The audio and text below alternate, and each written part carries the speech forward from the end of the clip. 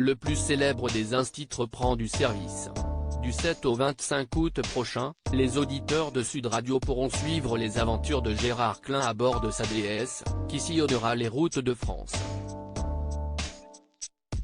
L'ancien comédien de 80 ans a accepté de répondre aux questions de Pure People. Comme à cette occasion. Outre son comeback dans les médias, il a évoqué sa vie de famille, son rapport à l'alcool ou encore la mort tragique de son père. Gérard Klein va prochainement renouer avec son premier amour, la radio. Avant de se glisser dans la peau de Victor Novak, personnage principal de l'Insti, pendant plus de 10 ans, il s'est en effet longtemps illustré derrière un micro. C'est donc tout naturellement qu'il a saisi l'opportunité de rejoindre la grande famille de Sud Radio. Tout le mois d'août, il lui sera alors confié l'émission Sur les routes de l'été avec Gérard Klein. Le principe est simple, partir à la rencontre des Français au volant de sa DS 21 de 1969. Je vais faire une semaine en Corrèze, une semaine du côté de Toulouse et une semaine dans les Pyrénées, nous a-t-il précisé lors d'une interview pour Pure People. Et, à 80 ans, Gérard Klein nous a déjà prouvé qu'il n'avait rien perdu de son énergie. Ce peps, l'ancien acteur le doit sûrement en grande partie à sa femme Françoise, auprès de qui il s'épanouit depuis près d'un demi-siècle.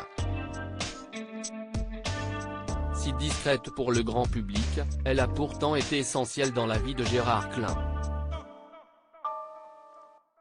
Pour nous, il s'est confié à son sujet mais aussi sur leur vie de famille ou encore la perte brutale de son papa. Depuis 47 ans, vous vivez avec la même femme, Françoise. Il n'existe que très peu de photos d'elle. Pourquoi cela? Si est-il un choix de notre part, je ne veux pas mêler Françoise à ça. Je ne veux pas vendre ma femme, la montrer, si est-il de la pudeur. Elle n'a rien à voir là-dedans. On veut être tranquille surtout et on n'a pas envie de s'exposer. Quel est le secret de la longévité de votre couple? Je ne sais pas, peut-être qu'elle a des qualités, rire. Mais si est-il vrai qu'avec mes absences, ce n'était pas très drôle d'élever les enfants, je m'en allais un mois pour faire un truc et puis je revenais 15 jours et puis je repartais. Ça fait beaucoup. Mais à mon avis, il y a un fort sentiment réciproque entre nous deux. Vous avez dit qu'elle vous avait sauvé la vie, notamment lorsque vous buviez beaucoup. Que vouliez-vous dire? Quand je faisais de la radio, si est-il vrai qu'avec les potes on buvait des canons, on rigolait bêtement, c'était convivial mais on ne peut pas faire ça toute sa vie. Et quand on s'est rencontré, on était tranquille et du coup l'entourage peut changer. Et puis après, vous avez une femme qui tombe enceinte, on a un enfant et ça change la vie. Si est-il vraiment bien? Si elle n'avait pas été là? Je ne sais pas.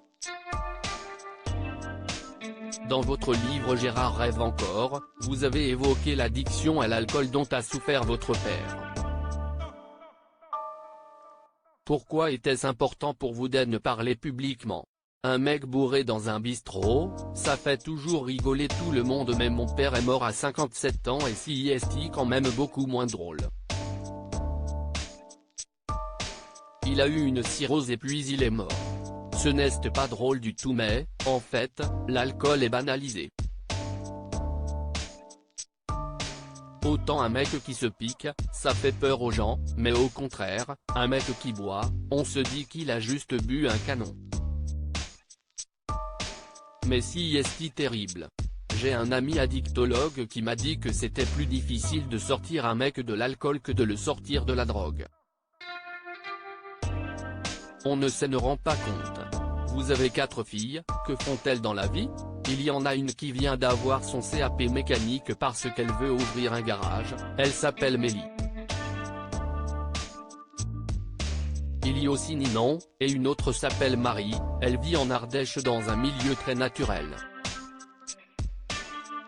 Toutes les deux sont vraiment sensibilisées aux gros problèmes de notre planète, donc elles essayent de faire bien. Et une très grande, Véronique, qui vit avec son mari entre l'Espagne et l'Auvergne. Vous êtes aujourd'hui grand-père de 6 petits-enfants. Comment vivez-vous ce rôle? Je veux être un bon grand-père, comme je n'ai pas eu le temps d'être père. Si est-il vrai que si est-il des métiers où il y a beaucoup d'absence alors être grand-père, si est-il le seul truc qu'on peut conseiller aux gens quand on prend de l'âge? Appliquez-vous à être grand-père. Propos exclusifs ne pouvant être repris sans la mention de Pure People. Comme